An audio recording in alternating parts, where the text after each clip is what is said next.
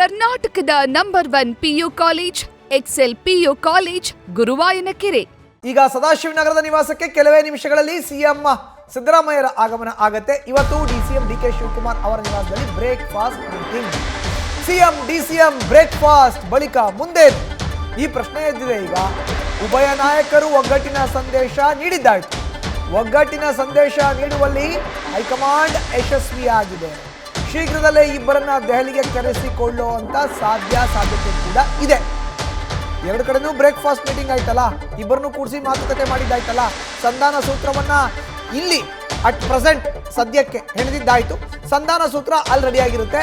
So ಇಬ್ಬರನ್ನ ಕೂಡ ದೆಹಲಿಗೆ ಕರೆಸ್ಕೊಂಡು ಸಂಧಾನ ಸೂತ್ರವನ್ನ ಏನಾದರೂ ಹೆಣಿತಾರಾ ಆ ಪ್ರಶ್ನೆ ಎದ್ದಿದೆ. ನೋಡಿ, ಕುಣಿಗಲ್ ಶಾಸಕ ಡಾಕ್ಟರ್ ರಂಗನಾಥ್ ಹೋಗ್ತಾ ಇದ್ದಾರೆ DCM DK ಶಿವಕುಮಾರ್ ಅವರ ನಿವಾಸಕ್ಕೆ. ಅವರು ಕೂಡ ಆಗಮಿಸಿದ್ದಾರೆ. ಇವರು DKಶಿ ಪರ ನಿಂತಿದ್ದಾರೆ. DK ಶಿವಕುಮಾರ್ಗೆ ನಾಯಕತ್ವವನ್ನು ಬಿಟ್ಕೊಡ್ಬೇಕು, ನಾಯಕತ್ವ ಬದಲಾವಣೆ ಆಗುತ್ತೆ.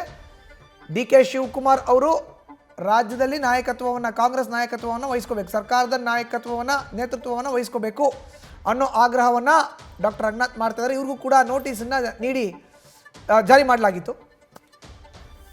ಈಗ DK ಶಿವಕುಮಾರ್ ಅವರ ನಿವಾಸಕ್ಕೆ ಡಾಕ್ಟರ್ ರಂಗನಾಥ್ ಆಗಮನ ಆಗಿದೆ. ಕುಣಿಗಲ್ ವಿಧಾನಸಭಾ ಕ್ಷೇತ್ರದ ಕಾಂಗ್ರೆಸ್ನ ಶಾಸಕ ಮಾಹಿತಿಯನ್ನು ನೀಡ್ತಾರೆ. ನಮ್ಮ ಪ್ರತಿನಿಧಿ ಹರೀಶ್ ನೇರ ಸಂಪರ್ಕಕ್ಕೆ ಜಾಯ್ನ್ ಆಗಿದ್ದಾರೆ.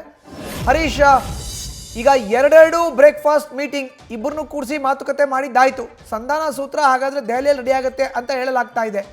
ಮಾಹಿತಿಯನ್ನ ಹಂಚ್ಕೊಳ್ಳೋದಾದ್ರೆ ಬಹಳ ಮುಖ್ಯವಾಗಿರುವಂತ ಮಧುಸೂದನ್, ಎರಡು ಸುತ್ತಿನ ಬ್ರೇಕ್ಫಾಸ್ಟ್ ನಂತರ ಮುಂದೇನು ಅನ್ನುವಂತ ಚರ್ಚೆ ಸಹಜವಾಗಿ ಕಾಂಗ್ರೆಸ್ ಪಾಳ್ಯದಲ್ಲಿ ಈಗ ಆಗ್ತಿರುವಂತದ್ದು. ಅಂದ್ರೆ ಕಳೆದ ಶನಿವಾರ ಅಷ್ಟೇ ಸಿಎಂ ಸಿದ್ದರಾಮಯ್ಯ ಅವರ ಸರ್ಕಾರಿ ನಿವಾಸದಲ್ಲಿ DCM DK ಶಿವಕುಮಾರ್ ಅವರಿಗೆ ಬ್ರೇಕ್ಫಾಸ್ಟ್ ಅನ್ನು ಕೂಡ ಸಿಎಂ ಸಿದ್ದರಾಮಯ್ಯ ಅವರು ರಾಜೀನಾಮೆ ಮಾಡಿದ್ರು.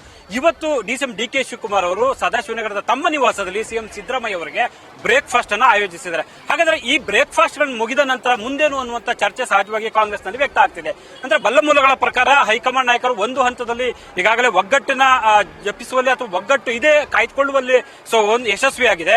ಇಬ್ಬರನ್ನು ಪರಸ್ಪರ ಬ್ರೇಕ್ಫಾಸ್ಟ್ ಆಯೋಜಿಸುವ ಮೂಲಕ ಒಗ್ಗಟ್ಟು ಸಮನ್ವಯತೆ ಕಾಪಾಡಿಕೊಳ್ಳುವಂತ ನಿಟ್ಟಿನಲ್ಲಿ ಹೈಕಮಾಂಡ್ ನಾಯಕರು ಯಶಸ್ವಿಯಾಗಿದ್ದಾರೆ. ಆದ್ರೆ ಮುಂದೇನು ಅನ್ನುವಂತ ಸಹಜವಾದಂತಹ ಚರ್ಚೆ ಕೂಡ ಈಗ ಶುರುವಾಗಿದೆ.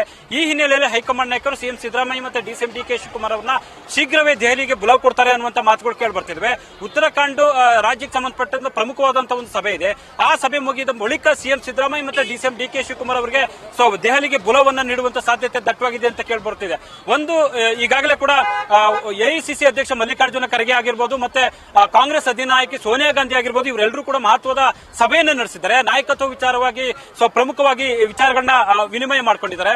ಅದರಲ್ಲಿ ರಾಹುಲ್ ಗಾಂಧಿ ಅವರು, ವೇಣುಗೋಪಾಲ್ ಅವರು ಎಲ್ಲರೂ ಸೇರಿ ಮಹತ್ವದ ಸರಣಿ ಸಭೆಗಳನ್ನು ಕೂಡ ರಾಜ್ಯಕ್ಕೆ ಸಂಬಂಧಪಟ್ಟಂಗೆ ನಡೆಸಿದ್ದಾರೆ.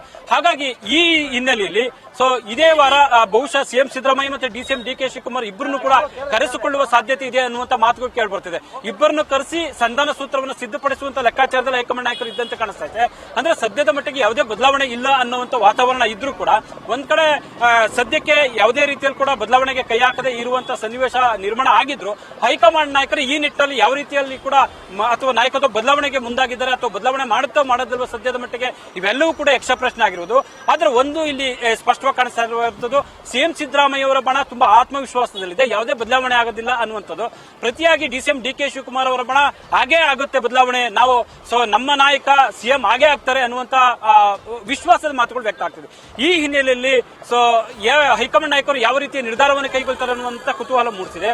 ಹಾಗಾಗಿ ರಾಜ್ಯದ ಗೊಂದಲ ಅಥವಾ ಇಕ್ಕಟ್ಟು ಅಥವಾ ನಾಯಕತ್ವ ತಿಕ್ಕಾಟುಗಳಿಂದ ಇದೆಲ್ಲದಕ್ಕೂ ಇತ್ತೀಚೆಗೆ ಸಂಪೂರ್ಣವಾಗಿ ಆಡೋದಕ್ಕೆ ಸಾಧ್ಯ ಆಗುತ್ತಾ ಅನ್ನುವಂತ ಸಹಜವಾಗಿ ಪ್ರಶ್ನೆ ಮಾಡ್ತಾ ಇರುವಂತದ್ದು. ತಾತ್ಕಾಲಿಕವಾಗಿ ಈಗ ಸಿಎಂ DCM ಅವರನ್ನು ಒಂದುಗೂಡಿಸಿದ್ರು ಕೂಡ ಮುಂಬರುವ ದಿನಗಳಲ್ಲಿ ಅದು ಶಾಶ್ವತವಾಗಿ ಬಗೆಹರಿಯುತ್ತಾ ಅನ್ನುವಂತ ಚರ್ಚೆಗಳು ಶುರುವಾಗಿದೆ. ಒಂದು ಹಂತದಲ್ಲಿ ಈಗಾಗಲೇ ಬೂದಿ ಮಿಚ್ಚಿದ ಕೆಂಡದಂತಿದ್ದಂತ ಈ ಒಂದು ಅಸಮಾಧಾನ ಸ್ಫೋಟಗೊಂಡಿದೆ.